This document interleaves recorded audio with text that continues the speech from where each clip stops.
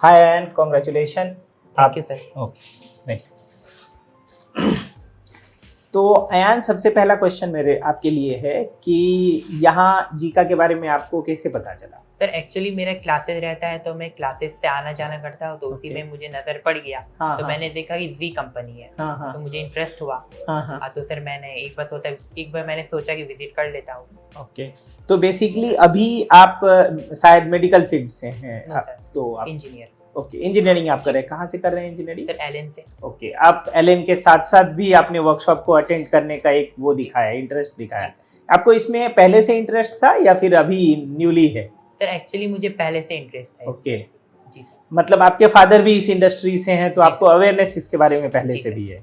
Okay, तो आप यहाँ पर वर्कशॉप किस कोर्स में आपने ये किया था, वर्कशॉप किया है? सर मैंने ग्राफिक्स एंड 3D एनिमेशन पे किया। ओके ओके, तो ग्राफिक्स में आप 5 डेज के वर्कशॉप में आपने क्या क्या सीखा? सर ग्राफिक्स तो ऐसे आपने जो मुझे बताया था हाँ, मुझे हाँ. तो बहुत इजी लगा। ओके ओके सर जो दिक्कत हुआ था आपने सब सॉल्व कर दिया। Okay okay. हाँ सर एक्चुअली मुझे पहले से नॉलेज था इसका थोड़ा मोड़ा। तो आप लोग तो एक बार टेस्ट करेंगे कितना नॉलेज है मुझे। तो आपने मुझे एक बार कहा था कि एक बार बैकग्राउंड चेंज करके दिखाओ। तो सर मैंने तो किया, पर सर मुझे थोड़ा दिक्कत हो रहा था। तो सर फिर आपने मुझे बहुत अच्छा से गाइड कर दिया और मैंने आराम से कर दिया। ओके और सर उसके बाद आपने मुझे प्रोजेक्ट दिया कि 2-3 इमेज को मिला के एक अच्छा सा इमेज बनाओ, पता ना चले कि डाउनलोडेड है। तो सर वो भी उसको हम लोग मैट पेंटिंग बोलते हैं। Mat painting. ओके हाँ हाँ तो सर मैट पेंटिंग आपने मुझे दिया, तो मुझे हाँ, तो हाँ। शुरू में तो दिक्कत हो रहा था क्योंकि मैंने किया नहीं था कभी।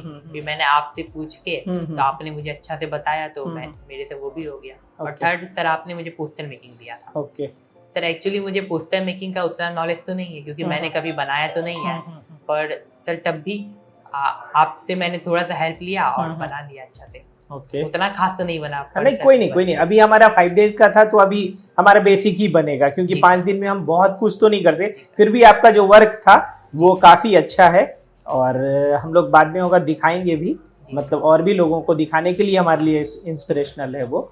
और एक क्वेश्चन और मेरा है आपके लिए कि अगर मान लीजिए जैसे कोई इंजीनियरिंग या मेडिकल फील्ड के और भी बच्चे हैं जी सर। जिनको मान लीजिए क्रिएटिव इंडस्ट्री में थोड़ा इंटरेस्ट हो, अगर वो करना चाहे तो क्या आप उनको सजेस्ट करेंगे कि इसको करने में उनको कोई प्रॉब्लम नहीं आएगा? मतलब एकदम बेसिक स्टूडेंट अगर कोई करना चाह रहा है उसके लिए आपका क्या सजेस्ट? सर एब्सोल्यूट मैं उसको सजेस्ट करूंगा। एक बार कम से कम टाइम निकाल के थोड़ा सा ही, कम से कम 5 ही दिन वर्कशॉप ही करिए, पर करिए, पर इससे आपको नॉलेज होगा कि कैसा है। मतलब कहने का मतलब है कि अगर कोई बच्चा किसी भी इंडस्ट्री का है, अगर वो काम कर रहा है, एक क्रिएटिव इंडस्ट्री के बारे में अगर आइडिया लेना चाहता है, कुछ भी करना है, तो उनके लिए 5 डेज का वर्कशॉप आपके लिए कहना है कि जो वो हेल्पफुल है उनके लिए, वो किसी भी चीज को करने में उनका हेल्प हो सकता है।